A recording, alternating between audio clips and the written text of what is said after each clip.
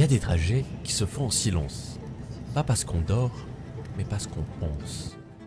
Le train avance, les virages s'enchaînent, et moi, je regarde défiler les paysages, comme si c'était la dernière fois.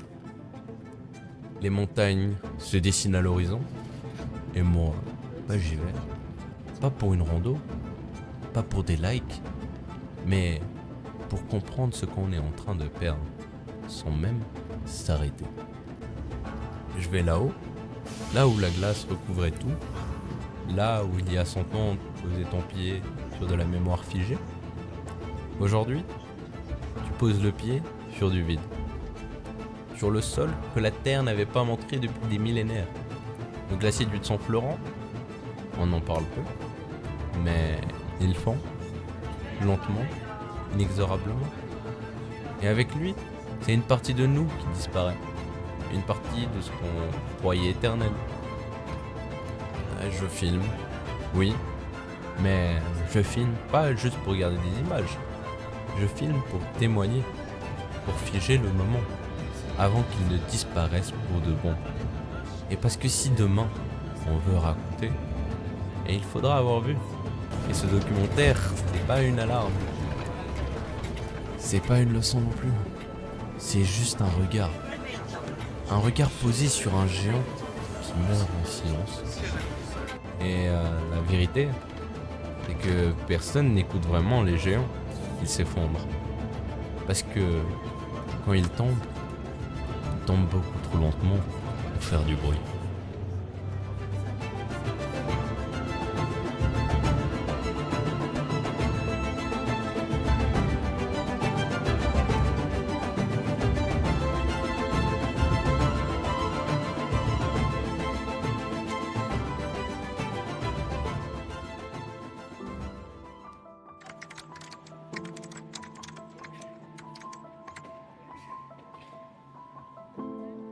Tout commence en 1961, dans un monde encore peu marqué par le tourisme de masse. Les Alpes suisses sont déjà admirées pour leur beauté, mais peu d'entre elles sont accessibles. Un grand public, c'est alors que naît une idée audacieuse: relier la plaine au sommet, rendre l'inaccessible accessible. Le projet voit le jour dans la région des Diablerets, où l'envie de faire découvrir le glacier du Sang Florent prend forme. En 1964, le rêve devient une réalité. Un téléphérique révolutionnaire est inauguré à 1345 mètres d'altitude au sommet du Cerf Rouge à plus de 2950 mètres. En quelques minutes, on passe de la forêt alpine aux neiges éternelles. Ce téléphérique n'est pas seulement un moyen de transport, c'est un voyage dans le temps et l'espace. Il a permis aux familles, aux scientifiques, aux alpinistes et aux rêveurs d'atteindre un monde autrefois réservé aux plus aguerris. Grâce à lui, le glacier 3000 devient un symbole d'accessibilité, mais aussi un observatoire du changement climatique. Avec les années, la technologie évolue et en 2001, une nouvelle installation ultra moderne voit le jour. Capable de transporter jusqu'à 125 personnes par cabine, les deux tronçons du col de Pillon à Cabane, puis de Cabane à Cerf Rouge devient une ligne de vie entre la terre et la glace. Aujourd'hui, ce téléphérique n'est pas qu'un simple ascenseur. Vers le sommet, il est le témoin d'une époque, d'une passion humaine pour la montagne. Il accompagne les visiteurs dans une montée silencieuse vers les hauteurs où l'air devient plus pur, la lumière plus vive et où on le ressent, la puissance de la nature.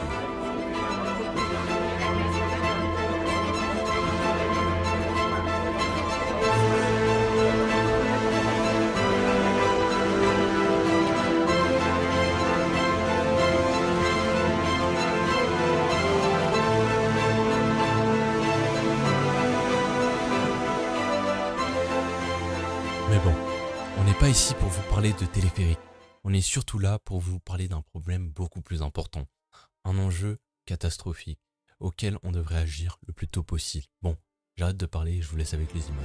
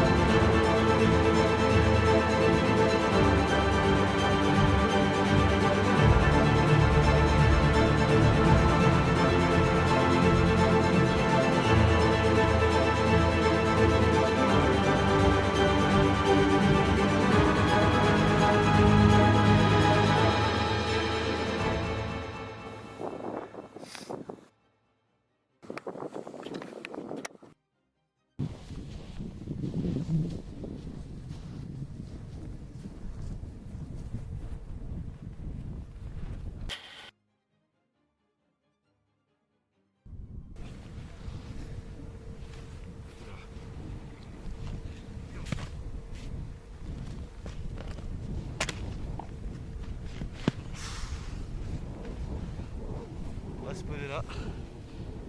Je vais activer le micro.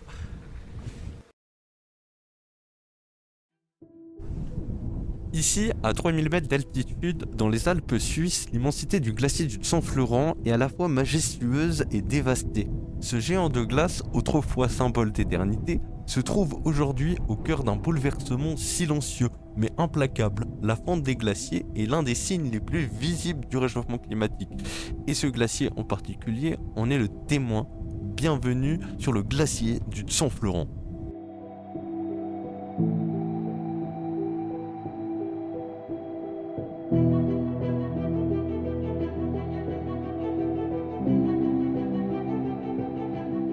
Bon, maintenant on va parler d'un côté beaucoup plus climat et scientifique.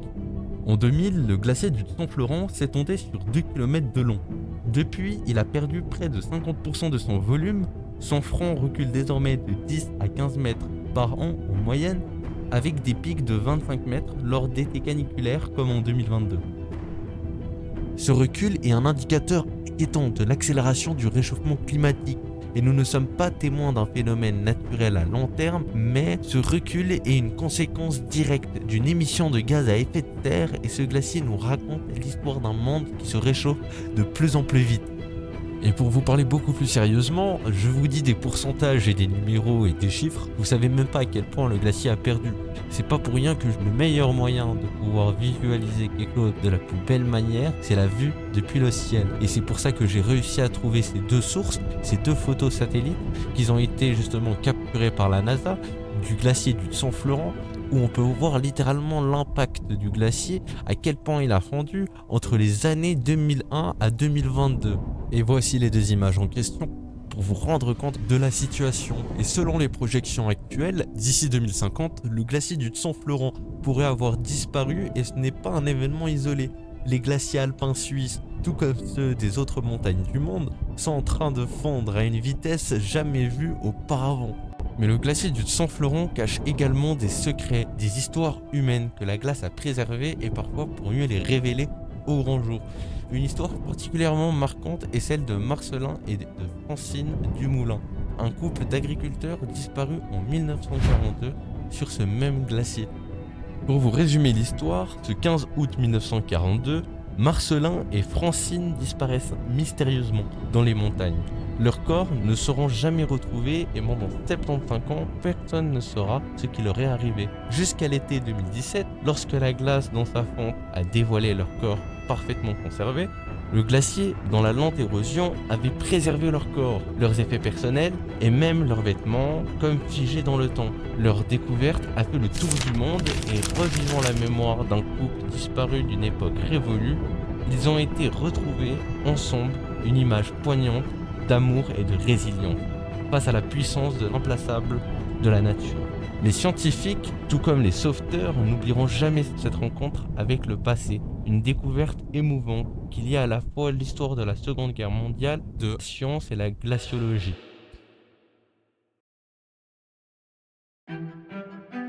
Mais c'est pas le seul phénomène. Faut savoir que actuellement en 2025, beaucoup de médias parlent du réchauffement climatique. Plus en plus de mouvements se mobilisent sur cette cause. Les gouvernements commencent à agir, et faut aussi parler d'un sujet qu'on ne parle pas forcément tous les jours, qui est un peu dans l'ombre. C'est la normalisation du réchauffement climatique dans les médias. On parle beaucoup, et le cerveau, quand il a l'habitude de constamment revoir la même information, de constamment constater que les glaciers fondent, se réduisent en taille, et donc ça commence à se normaliser. Ce que moi j'ai essayé de faire avec mon documentaire, je demande d'éviter de trop vous montrer le glacier. Ce que j'aimerais vous transmettre comme message, c'est partez à la montagne, partez voir ces glaciers. Parce que soit il va vous arriver quelque chose dans la vie où vous ne pourrez même plus pouvoir y accéder à ces endroits. Ou peut-être ils vont disparaître. Faut savoir que toute chose est éphémère. Et que même nous, on n'échappe pas à la règle. Et c'est la même chose pour les glaciers. Donc, c'est un des rares moments où on peut encore croiser un élément qui était là depuis des millénaires, mais qui a drastiquement évolué, dans le mauvais sens. Et ça, c'est quelque chose de très important.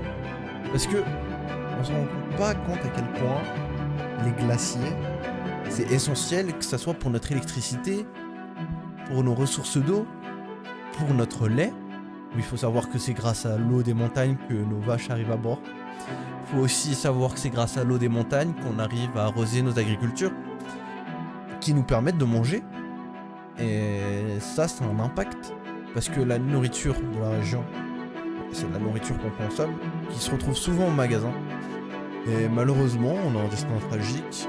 On est une génération qui verra Cette fin triste, mais on peut toujours agir et faire bouger les choses ensemble.